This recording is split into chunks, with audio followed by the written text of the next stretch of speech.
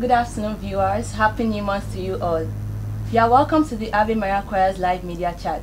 My name is Damian Christabel, and with me here are Okay, fine, and we are members of the Ave Maria Choir, Our Lady Queen of Nigeria Catholic Church, CLEG. Today, we are here to have a media chat with a very important personality and our loving daddy in the Catholic Archdiocese of Lagos, in the person of His Grace, Most Reverend Dr. Alfred Adewale Martins.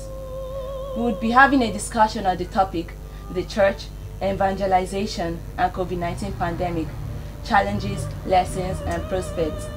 So, Your Grace, may we kindly meet you? I'm Archbishop Alfred Adewale Martins, the Catholic Archbishop of Lagos. Thank you, sir. Your Grace, so COVID-19 pandemic, the Church. This brings us to our first question for today. The COVID-19 pandemic has really affected the world greatly in various ways, especially in the mode of worship in Catholic Church in Lagos Archdiocese. What lesson can be gotten from this experience, Your Grace? Well, the fact of the matter is that COVID-19 has affected every sphere of human life.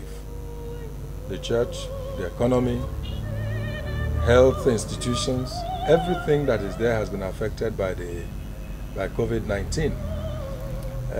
So it is not surprising that it also has its own effect upon our mode of worship.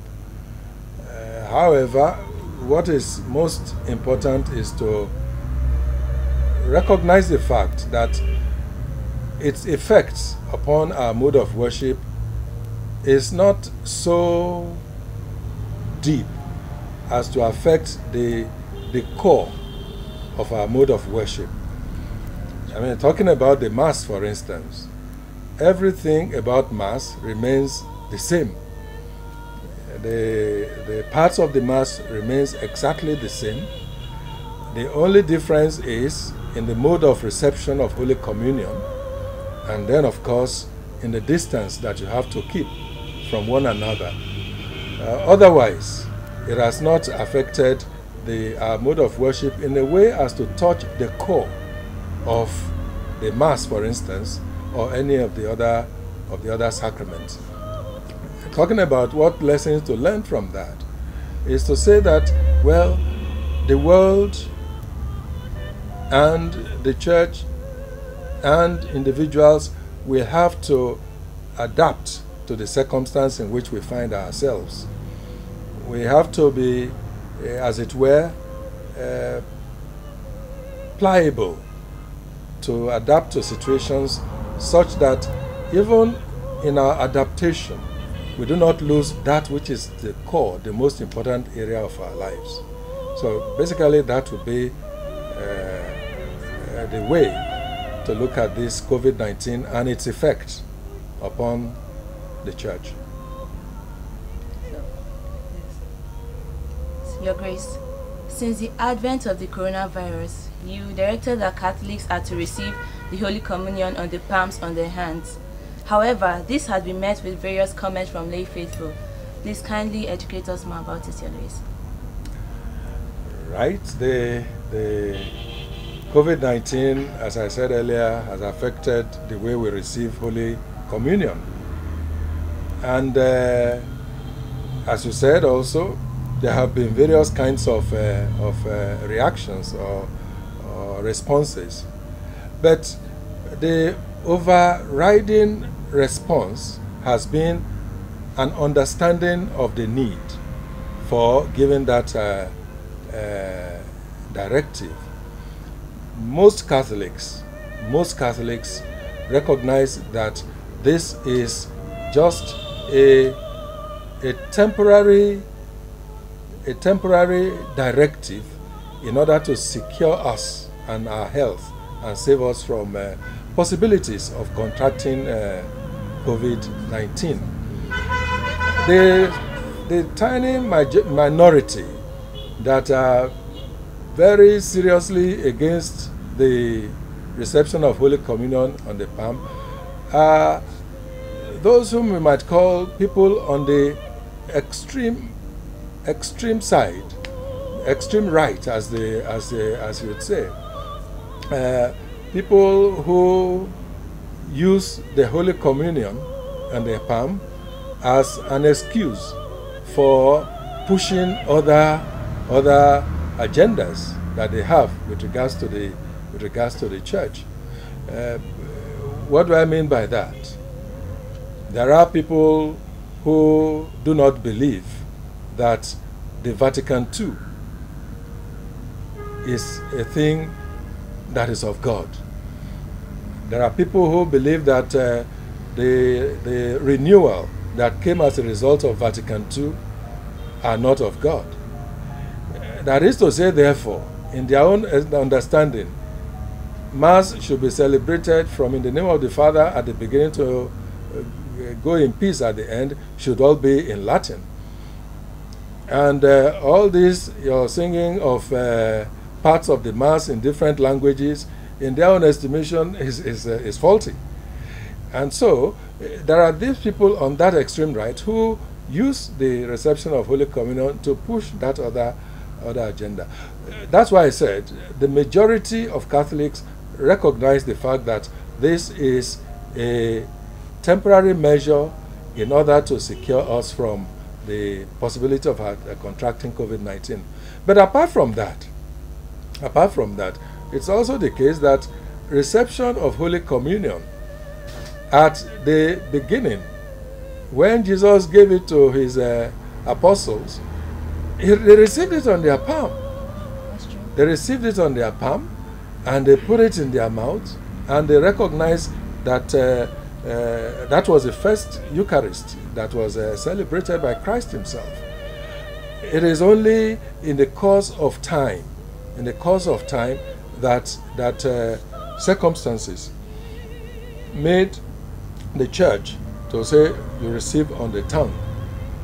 And of course, as time grew and as we understood, as the church understands itself better, understands this, it also says, well, okay, some people, those who wish, can receive on the palm, and those who wish receive on the tongue.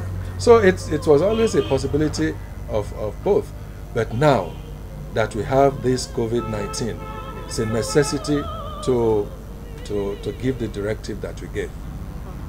Okay, so Your Grace, those who don't prefer taking the from the tongue, would they be served the communion on the tongue, or what? No, they won't.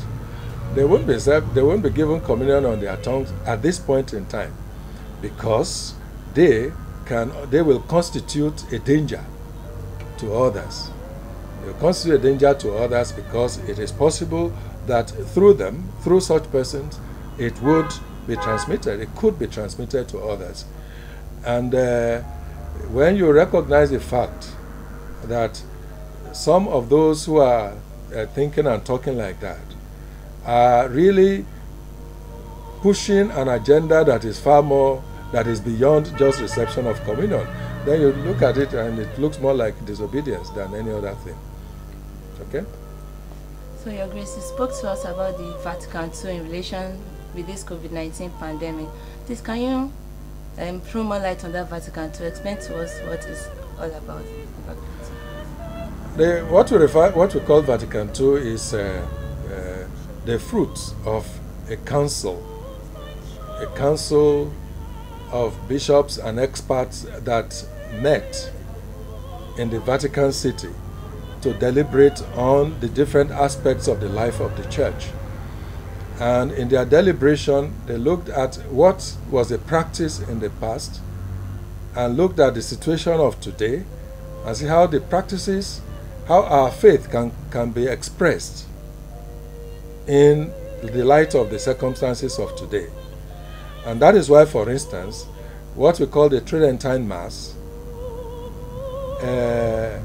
was de-emphasized in favor of what we call the Novus Ordo Mass. That is the Mass that we celebrate as it is today.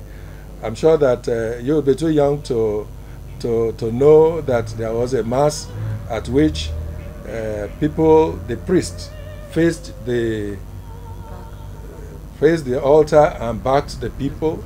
I'm sure you didn't experience that. You'll be surprised, you'd not know that there was a time that from the beginning to the end, everything was done in Latin, including the readings and the songs and all of that. So it was some of these things that the church looked at and said, look, if you are going to evangelize at this time, then you need to ensure that your practices are in tune with the times. You do not take out what is important, what is the core, but the things that are not necessarily the core of our faith could be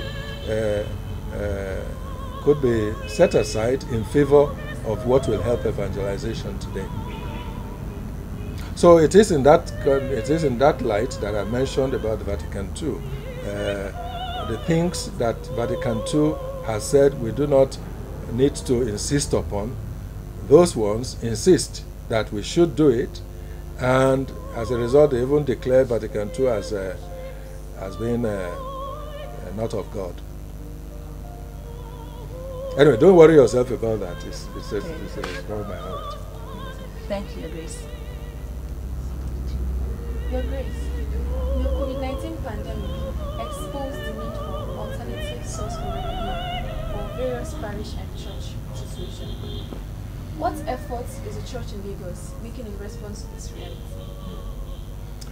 Well, actually, before COVID-19, we had known that it is necessary to begin to think of and take action in order to expand the base of income for the church. We know that it will not be right to depend upon Sunday collections and harvest and the rest of it in order to run the church, as it were. But COVID-19, as you have said, made that to be even more clear. And so the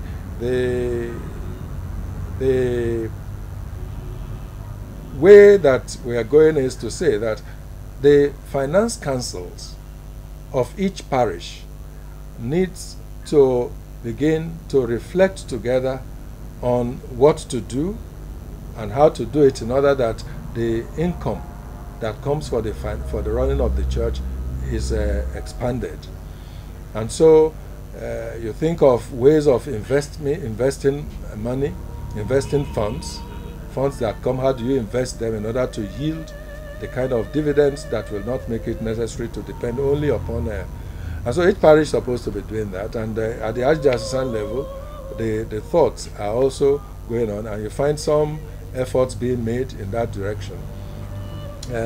Right from the beginning of the church, there has been the effort to provide services, and as you provide services, you make some income. That income, oftentimes, indeed all the time, is invested in such a way that it can help to generate more income as well as more services. I mean, for instance, if you build a school and some income comes from that, you also put that money into providing education for others and education for more people by building other schools, for instance, and then be able to give the services and also get the kind of funds. But of course, for the church, the main attraction is not the funds, but rather the services. As you give the services, some income is left and you can do other things with it. So I'm just using that as an example. Maybe it's not a good example, but I'm using that as an example of the kinds of investments that people can make and that is being reflected upon. Okay. Your Grace, the advent of COVID-19 virus brought about views in televised masses, as people prefer to stay at home and partake in televised masses as they come to church. What do you have to say about this? Well, of course, you know, at the initial stage of the coronavirus pandemic, we did not nobody understood what it was. Everybody was confused about what it was and what to do in order to protect ourselves from the virus. It was spreading. We didn't know what to do. Scientists were just grappling to try and figure out what this was all about. And so what looks now like extreme positions were taken. And like, okay, nobody should go out of the house. I mean, benefit of hindsight, it was not a necessary thing.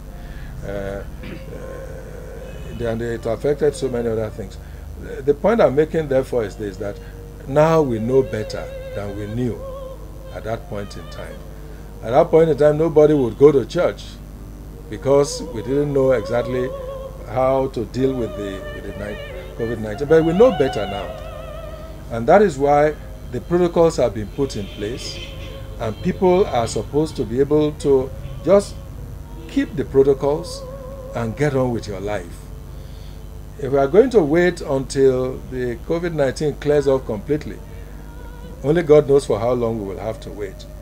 And so it is from that perspective that those who are not going to church because of COVID-19 should be looking at life.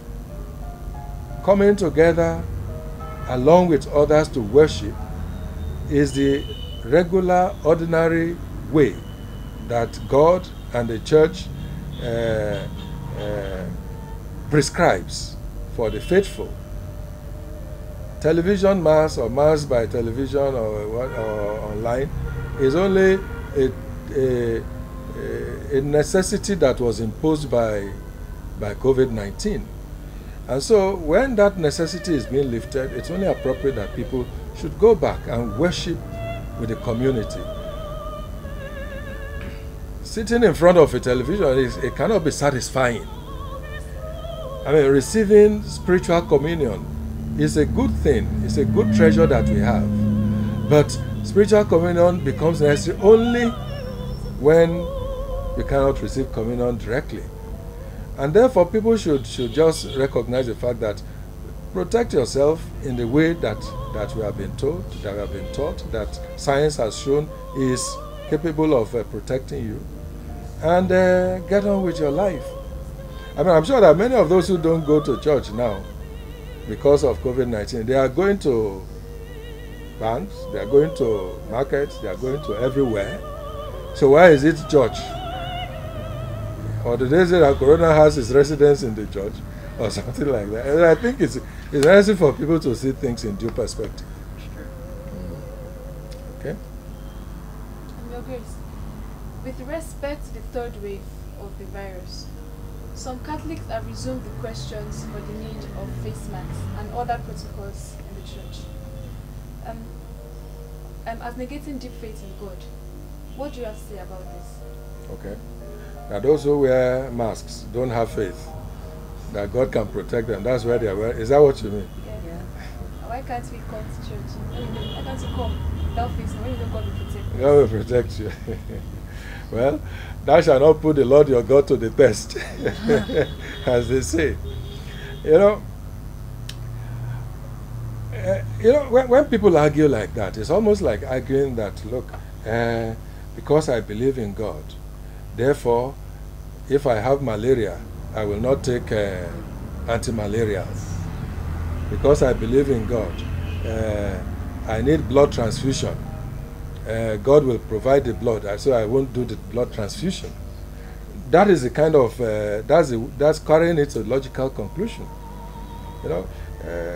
I think it's like putting God to the test, to not do that which God has given you as a way of protecting yourself and passing the buck back to God, as it were. No, I remember the story in the Old Testament of the people of Israel were journeying into Jericho, and there was discussion about whether the water in the land was impure, and so they had to go to the prophet Elijah and says, "Look, the water is impure." I said, "Okay, give me some salt and a bucket of fresh water," and they purified the water, and people could drink it. Now, why did they not say, because I believe, we won't tell the prophet and the prophet does not need to do what he did. It doesn't make sense. In other words, faith in God should not negate the use of the things that God has given us to protect ourselves. If God has made it available, make face masks available as a result of the intelligence and the intelligence that God has given to people as a way of protecting ourselves, it will be putting God to the test to say, look, you don't need to use it because I believe in God. Science and religion are not opposed. Science, where science ends, that's where religion continues. And therefore, people should not make belief in God into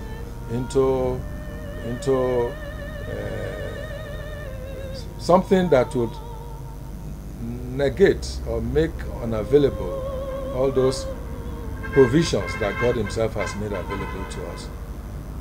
Okay?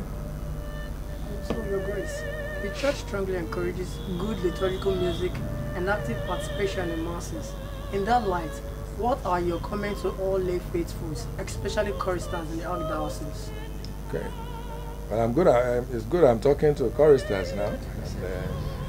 And, I think it's a good thing that we are having such a celebration like we are having now. So I want to congratulate you on that. And, Thank you, sir. hope that it would